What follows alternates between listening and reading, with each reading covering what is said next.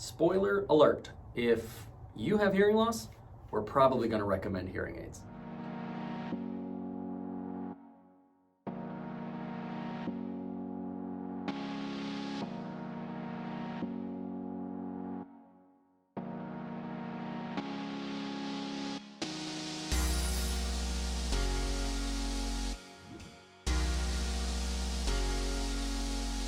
Dr. Michael Squires. And I'm Dr. Carly Squires. This is Dr. Squires Squared.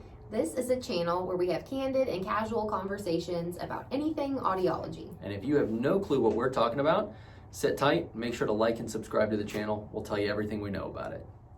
All right, so like Michael said, we are here to give a little bit of a spoiler alert. If you are going to the audiologist and having a hearing test and you do have hearing loss, most likely hearing aids will be recommended and discussed. That doesn't mean all the time, but don't be surprised if that's what's discussed. Yeah, it's one of the things that we talk to patients a lot every single day, right? About every single day. If, depending on the type of hearing loss, or there are some medically managed hearing losses, but in the grand scheme of things, if it's due to age, if it's a permanent type of hearing loss, the tools that we have to work with, and I'm not just talking about audiologists, I'm talking about the entire medical community. The tools that we have to work with for treating that type of hearing loss are hearing aids. So one of the things that we want to talk about in this episode is kind of what spurred this, first of all, but not to be offended and not to be surprised when that type of discussion comes up. Exactly. And so this kind of all came to be because I had a patient this week ask me a question that I actually really love, and I wanted to share that with you. She asked, is my hearing loss medical or do I need hearing aids?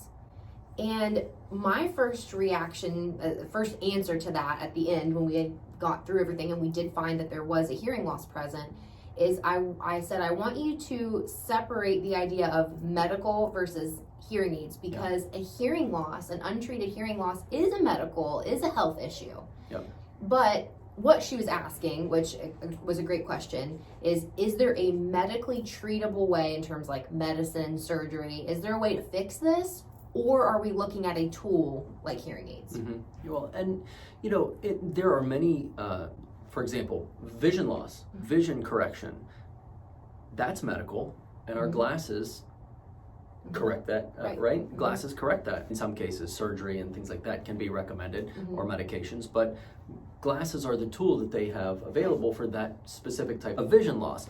So hearing aids, like we're talking about, are the tool that we have available. When we talk about a medical issue, the way that I think about hearing loss is it's something that we know, right, that based on our research, affects multiple areas of our being. We're talking about cognition, we're talking about vestibular or balance issues. If you're not sure what we're talking about, go back and look at some of our other episodes, because we mention it all the time. We talk about this all the time.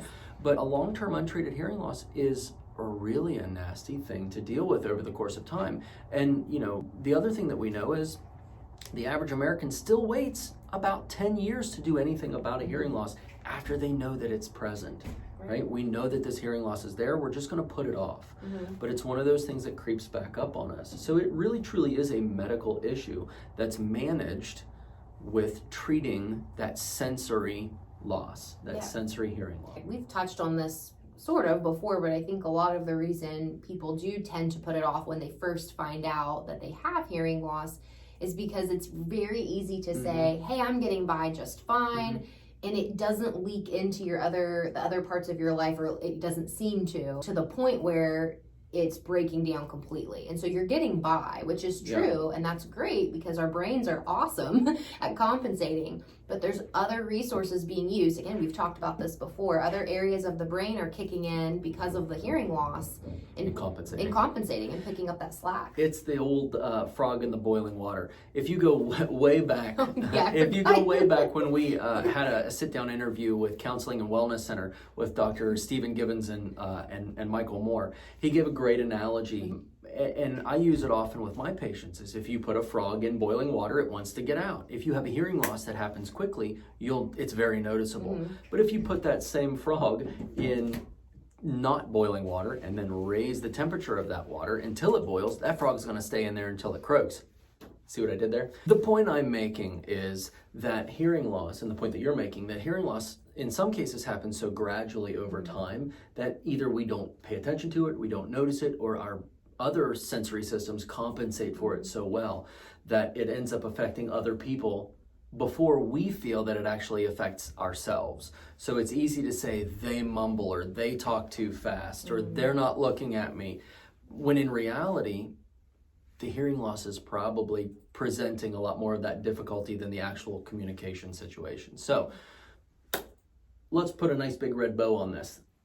If you go to an audiologist and you're having complaints of difficulty hearing, or people mumbling, or difficulty with masks, or things of that nature, it's good to be prepared for the next part of that conversation. Right. So we just were talking about the analogy. If you go to your primary care physician and you have a problem, like if it's pain or whatever it is, your primary care physician is going to come up with a game plan for you.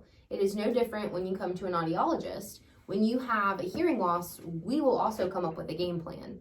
Sometimes that game plan does involve medical treatment through an ear, nose, and throat physician. There might be, surgery or medicine involved, but the majority of the time, because the most common type of hearing loss is sensory neural, meaning it's a permanent type of hearing loss, there is not a medical fix for that. We use a tool, and that tool is hearing aids. Yep. And so we are going to probably discuss that. That's going to be something we recommend, because that is what we use. Yeah, and that recommendation doesn't come out of a place of we want you to buy something, or you out of a place of greed or anything like that. There are some factors that come into play there that are out of our control, but there are many factors there that are in our control. So really being prepared to have that conversation, arming yourself with a little bit of knowledge, so that you don't feel like that conversation is out of the blue or blindsiding you.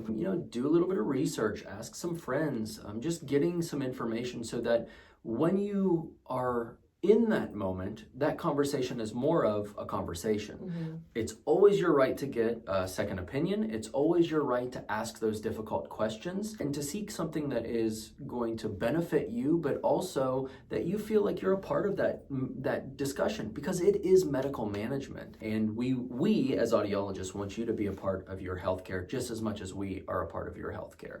So when you go to your audiologist, make sure to do a little bit of research and arm yourself with some knowledge so you can ask those good questions, those tough questions, and you can come up with a reasonable game plan and time frame to get you on the right track for hearing, listening, and communication. All right, everybody, if you liked what you had to see and hear today, let us know. Send us a comment or a message through YouTube, or you can call our office at 304-428-2403. You can also email us at info@hearwv.com. We thank you all for listening today. If you have questions, let us know. Yep. Make sure to like, subscribe, comment, do all the things that we're supposed to do on YouTube. It really helps our channel out. And until next time. Thank you. See ya.